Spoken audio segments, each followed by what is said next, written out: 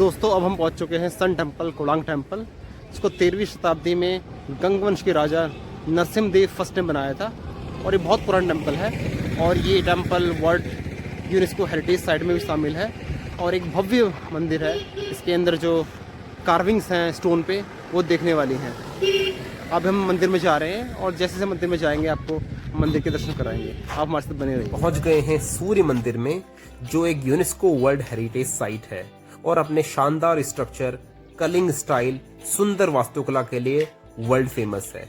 आइए अब आगे बढ़ते हैं मंदिर के एंट्रेंस की तरफ और दिखाते हैं आपको ये मंदिर अंदर से कैसा दिखता है। अब हम प्रवेश कर रहे हैं सूर्य मंदिर में। मंदिर का एंट्रेंस बहुत ही सुंदर है और ये ओपन होता है नाट्य मंडप यानी डांसिंग हॉल की तरफ, जिसके दोनों ओर बड़ी बड़ी गजसिम की आकृतियां हैं और इनके सेंटर में स्टेयर्स हैं जो आपको डांसिंग हॉल के मेन प्लेटफॉर्म तक लेके जाती हैं। मंदिर के एंट्रेंस पर स्टोन से कार्व की हुई यानी लाइन अपॉन एलिफेंट की इमेज सभी को सरप्राइज करती है और मनुष्य जीवन यानी ह्यूमन लाइफ के एक इंपॉर्टेंट एस्पेक्ट को दिखाती है। टॉप में सिंह, उसके नीचे हाथी और उसके नीचे ह्यूमन शेप को दिखाया गया है। हिंदू माइथोलॉजी के अनुसार सिंह प्राइड और पावर का प्रतीक है। गज यानी हाथी धन दौलत और वैभव को दर्शाता है और यदि मनुष्य पे आ जाती हैं तो ह्यूमन लाइफ इनके वेट के नीचे दब जाती है। इसलिए यदि हमें मंदिर में प्रवेश करना है या डिविनिटी को पाना है तो इनका त्याग जरूरी है। वर्तमान सूर्य मंदिर अवशेष के रूप में है यानी रूइंड फॉर्म में है। इसका मेन स्ट्रक्चर जिसे देउल कहते हैं वो पहले ही डिस्ट्रॉय हो गया है। अभी केवल जगमोहन जो असेंबली हॉल है और उसके सामने नाट मंदिर यानी डांसिंग हॉल ही सुरक्षित है। आकर हमें पता चला कि एक बार इस मंदिर की ऊंचाई 227 फुट तक हुआ करती थी, जो अब गिरकर केवल 100 फीट ही रह गई है। इस मंदिर में फिलहाल अभी कोई पूजा नहीं होती है और यहाँ की मेन सूर्य मूर्ति को जगन्नाथ मंदिर में स्थापित कर दिया गया है।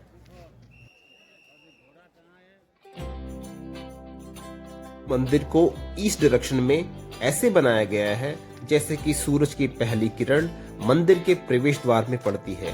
यह मंदिर कलिंग शैली में निर्मित है और इस मंदिर की रचना एक विशाल रथ के रूप में की गई है, जिसके 12 जोड़ी पहिए हैं और जिसको 7 शक्तिशाली घोड़े खींच रहे हैं। ऐसा लगता है मानो स्वयं भगवान सूर्यदेव इस रथ पर बैठे हों। दिन के 12 चक्र, साल के 12 महीने और 7 घोड़े हफ्ते के 7 दिनों को दर्शाते हैं। इस मंदिर की सबसे इंटरेस्टिंग बात यह है कि मंदिर पे लगे चक्रों पर पड़ने वाली छाया से हम समय का बहुत ही सटीक अनुमान लगा सकते हैं। इसका हर कंट्री में रिलेटिव था। मंदिर का मेन आकर्षण 24 पहिए यानी 24 चक्र है, जिन्हें सूर्य घड़ी भी कहा जाता है और इस कोडांग व्हील को आपने इंडियन करेंसी के बैक साइड में भी देखा होगा। मंदिर की एक और आकर्षक बात है वो है इस मंदिर की वॉल्स पर बनी हुई ब्यूटीफुल स्टोन कार्विंग्स यानी नक्काशी। दीवारों पर हिंदू देवी देवताओं, अप्सराओं, डांसर्स, म्यूजिशियंस और पशु पक्षियों की चित्र बनाए गए हैं और साथ में बनाई गई हैं उस समय के लोगों की डेली लाइफ और कल्चर। इस iconography and brilliant art work को देखकर मंदिर निर्माण करने वाले कारीगरों को बिना अप्रिशिएट करे आप नहीं रह सकते हैं।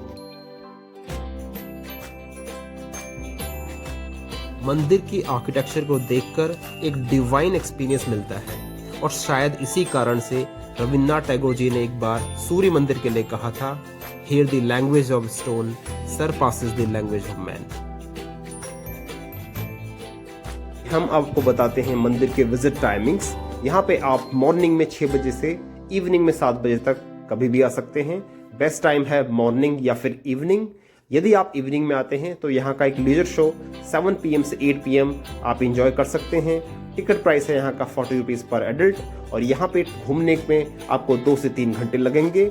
और साल में यहाँ बेस्ट टाइम है यहाँ आने का अक्टूबर से मार्च, क्योंकि इस टाइम पे यहाँ का वेदर बहुत प्लीजेंट होता है, बहुत ही सुहावना होता है।